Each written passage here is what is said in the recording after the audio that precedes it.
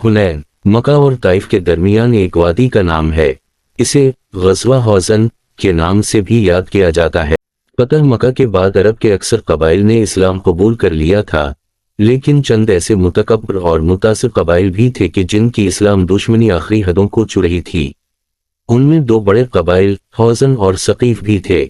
बनो हौज़न का 30 साला सरदार मालिक बिन औफ निहायत ताकतवर और पुरजोश जंगजू समझा जाता था। उसने बनो सकीफ समेत गर्दो नवा के कबाइल को मुसलमानों से जंग पर आमादा करके एक बड़ा लश्कर तैयार कर लिया। हज़रत ने खबर की तस्दीक के बाद मुसलमानों को जिहाद की तैयारी का हुक्म दे दिया। 10,000 सहाबा किराम आपके साथ मदीने से आए थे, जबकि 2,000 नौमुसलम क़ुरैश मक्का भी साथ हो गए। आप 6 शवाल 8 हिजरी की सुबह 12,000 मुजाहिदीन के साथ हुनैन की जानिब रवाना हो गए। इस मौके पर कुछ मुसलमानों की ज़बान से बेइख्तियार ये अल्फाज निकले, आज हम पर कौन गालिब आ सकता है। अल्लाह ताला को ये बात पसंद न आई। उधर कुफ्फार की फौज का सिपा सालार मालिक बिन औफ अपनी सिपा के साथ वादी हुनैन में पहले से मुकीम था और वादी में आने वाले तमाम रास्तों और घाटियों में तीरंदाज चौका दे, जिनकी तादाद हजारों में थी। आपने हुनैन के करीब लश्कर की तरतीब फरमाई और वादी की जानिब बढ़े। कुछ ही आगे बढ़े थे कि चारों जानिब से तीरों की बौछार शुरू हो गई। इस अचानक उफ्ताद से मुसलमानों में भगदड़ मच गई। हजरत अबू बकर, हजरत उमर, हजरत अली, हजरत अब्बास और दीगर सहाबा की एक मुख्तसर सी जमात आपके गर्द घेरा डाले हुए थी। आपने बुलंद आवाज से पुकारा, ए लोगो, मेरी तरफ देखो, मैं मोहम्मद हूँ। हुजूर की आवाज मुबारक सुनकर मुसलमानों की हिम्मत बढ़ी। मुसलमान दोबारा जुमा होकर मुशरिकीन के हमलों का जवाब देने लगे और फिर गोमसान की जंग शुरू हो गई। रसूल अल्लाह ने एक मुट्ठी मुट्ठी उठाकर दुश्मन की जानिब फेंकी, जो उड़ती हुई दूर दूर तक मुशरिकीन की आंखों में घुस गई, यहाँ तक कि कुछ देर बाद ही दुश्मन पसपाई पर मजबूर हो गया। इस जंग के बारे में अल्लाह ताला ने कुरान पाक में इरशाद फरमाया, और हुनैन के दिन जबकि तुम्हें अपनी कसरत पर गुरूर था, वो तुम्हारे कुछ भी काम ना आई और जमीन बावजूद फराखी के तुम पर तंग हो गई, तो फिर तुम पीठ फेर कर भागे। फिर अल्लाह ने अपने रसूल पर और मोमिनों पर अपनी तरफ से तस्कीन नाज़िल फरमाई और तुम्हारी मदद के लिए फरिश्तों के लश्कर जो तुम्हें नजर नहीं आते थे उतारे और काफिरों को सजा दी, और यही कफर करने वालों की सजा है। ग़ज़वा हुनैन में मुसलमानों को बहुत सा माले गनीमत भी मिला, जिसमें 24,000 ऊँट, 40,000 से ज्यादा बकरियां, 4,000 ओकिया चांदी, 1,60,000 दिरहम के मसावी शामिल थी। जबकि दुश्मन के 6,000 फौजियों को कैदी बनाया गया। कैदियों में शीमा भी थीं, जो रसूल अल्लाह की रज़ाई बहन थीं। मुसलमानों ने जब उन्हें गिरफ्तार किया तो उन्होंने कहा, मैं तुम्हारे पैगंबर की बहन हूँ। लोग तस्दीक के लिए हजरत के पास ले आए। उन्हें देखकर आपकी आंखों में आंसू भर आए। आपने उनके बैठने के लिए अपनी चादर बिछाई, फिर चंद ऊँट बकरियां देकर पेशकश की कि दिल चाहे तो मेरे घर चलकर रहो और अगर अपने घर जाना चाहो तो वहां पहुंचा दिया जाएगा। ताहम उन्होंने अपने घर जाने की ख्वाहिश का इजहार किया, चुनांचा इन्हें इज्जत व एहतराम के साथ उनके घर पहुंचा दिया गया।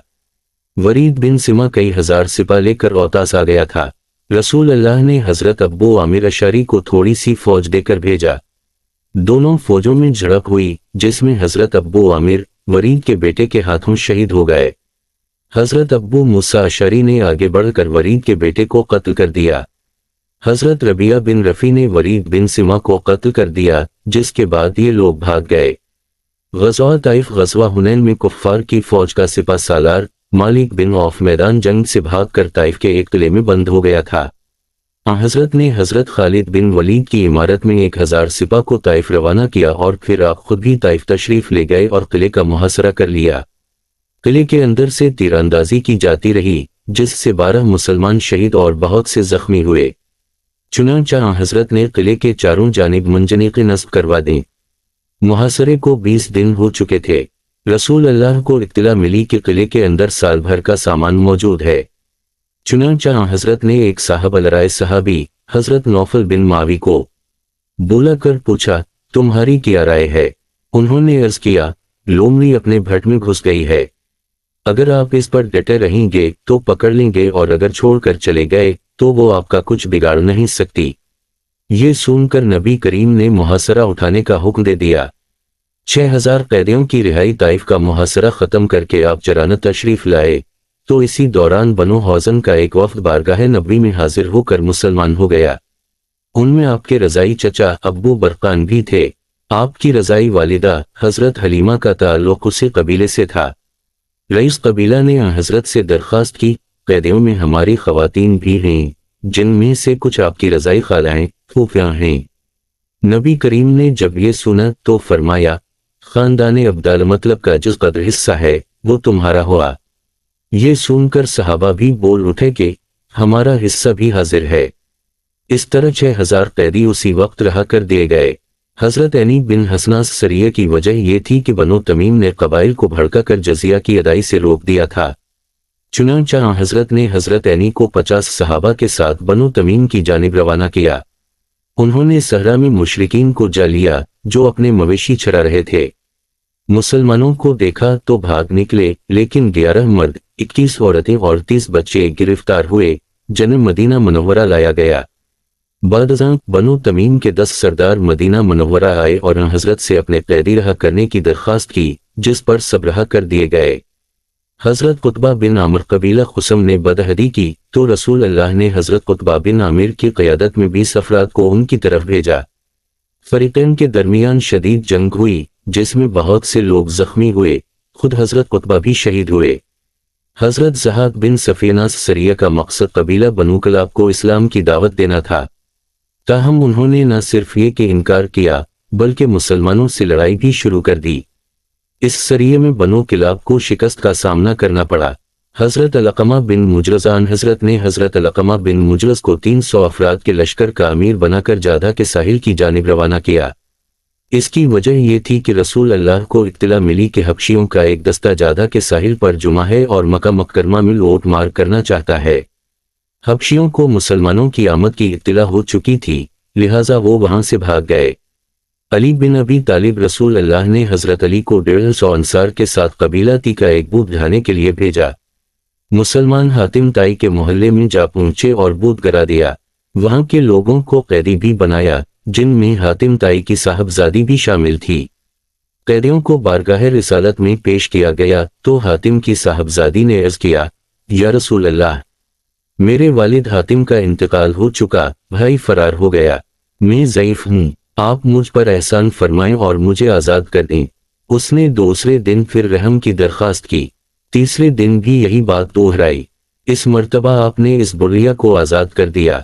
वो अपने भाई इदी के पास शाम पहुंची और बताया कि अल्लाह के रसूल इतने रहीम और शफीक हैं कि बाप भी नहीं हो सकता। उन्होंने भाई को मशवरा दिया कि बेखौफ व खतर मदीना जाओ। चुनांचा इदी मदीना आए और इस्लाम कबूल कर ली।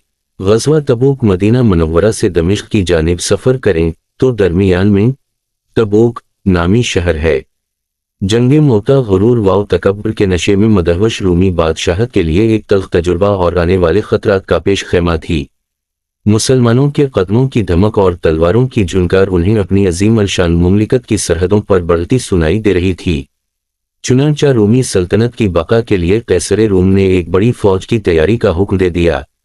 उधर मुसलमानों को तवातुर के साथ उनकी जंगी तैयारियों की इत्तलात मौसूल हो रही थीं। शाम के सौदागर मदीने में रोगन जैतून बेचने आया करते थे। उन्होंने बताया कि रोमियों ने बहुत बड़ी फौज तैयार कर ली है। हजरत ने तस्दीक के बाद फौज की तैयारी का हुक्म फरमाया। उस जमाने में अहल मदीना दो तरह के कुदरती आफात से नबरदाजमंद थे, सख्त कहता और शदीद गर्मिया। लिहाजा कमजोर ईमान वाले और मुनाफिकीन ऐलान जंग से परेशान हो गए। उन्होंने आम मुसलमानों को भी जंग में जाने से रोकना शुरू कर दिया। बड़े पैमाने पर जंगी तैयारियों के सबब अलिफ मद्दा ने तमाम अरब कबाइल से माली वाओ जानी आनत तलब फरमाई। इस सिलसिले में एसार वाओ कुर्बानी के कई ईमान अफरोज मनाजिर देखने में आए। अक्सर सहाबा ने बड़ी बड़ी रकमें लाकर हुजूर की खिदमत में पेश की। हजरत उस्मान बिन अफान ने 200 ऊंट और 200 औकिया तकरीबन 29.5 किलो चांदी लाकर पेश की। इसके बाद फिर 100 ऊंट खिदमत में पेश किए। फिर 1000 दीनार खदमत अलिफ काफ दाल सीन में लेकर आए। इस तरह उनके सदक़े की मिक़दार नकदी के अलावा 900 ऊंट और 100 घोड़ों तक जा पहुंची। हजरत अबू बकर सिद्दीक तो अपने घर का सारा सामान ही उठा लाए। हजरत ने फरमाया, ए अबू बकर, گھر والوں کے لیے کیا چھوڑا؟ جواب دیا، ان کے لیے اللہ اور اس کے رسول ہی کافی ہیں۔ حضرت عمر فاروق بھی گھر کا آدھا سامان اٹھا لائے۔ بہت سے ایسے مسلمان بھی جانے کے لیے بے قرار تھے کہ جن کے پاس سواری تھی اور نہ ہی زیادہ راہ۔ انہی کی شان میں اللہ تعالیٰ نے سورہ توبہ کی آیات نازل فرمائیں، اور نہ ان لوگوں پر کچھ اعتراض ہے کہ جب تمہارے پاس آئے کہ ہم کو سواری دیجیے اور آپ نے کہا کہ میرے پاس سواری کہاں ہے جس پر تم کو سوار کر سکوں، تو وہ واپس ہو گئے اور ان کی آنکھوں سے آنسو جاری تھے کہ افسوس ہمارے پاس خرچ نہیں ہے۔ اسلامی لشکر کی تبوک کی جانب روانگی۔ رسول اللہ 30,000 مجاہدین کا عظیم الشان لشکر لے کر مدینے سے روانہ ہوئے۔ منافقوں کے سردار عبداللہ بن ابی نے اپنی جماعت کے ساتھ مدینے سے کچھ دور پہاڑی کے دامن میں خیمہ نصب کر لیا۔ یوں معلوم ہوتا تھا کہ وہ بھی اس جنگ میں ہم رکاب ہوگا، لیکن اس کا مقصد لوگوں کو جنگ میں جانے سے روکنا تھا۔ چنانچہ مسلمانوں کا لشکر جانے کے بعد وہ واپس مدینہ آ گیا۔ تبوک کے راستے میں قوم سمود کے وہ مکانات بھی آئے جو انہوں نے چٹانیں تراش کر بنائے تھے۔ چونکہ اس مقام پر عذاب الہی نازل ہوا تھا، اس لیے الف مدہ پہ نے حکم دیا کہ کوئی شخص یہاں قیام کرے، نہ پانی پیے اور نہ اس پانی کو کسی اور کام میں لائے، یہاں تک کہ وضو بھی نہ کرے۔ البتہ اس کنویں سے پانی لے سکتے ہیں جس سے حضرت صالح کی اونٹنی پانی پیا کرتی تھی۔ آپ نے اس جگہ سے تیزی سے نکلنے کا حکم دیا۔ یہ سخت ترین سفر تھا جس کے دوران کھانے پینے کی قلت تھی۔ بعض اوقات درختوں کے پتے تک کھانے پڑے۔ اسلامی لشکر تبوک پہنچ کر خیمہ زن ہوا تو آپ نے سب کی ترتیب فرمائی، پھر لشکر سے ایک پرجوش اور ایمان افروز خطاب فرمایا۔ دوسری طرف رسول اللہ کی لشکر میں موجودگی کی خبر نے رومیوں، بسانیوں اور عرب کے عیسائیوں کو خوف زدہ کر دیا۔ ان کے وہم و گمان میں بھی نہ تھا کہ شاہ مدینہ اتنا طویل سفر طے کر بنفس نفیس میدان جنگ میں تشریف لے آئیں گے۔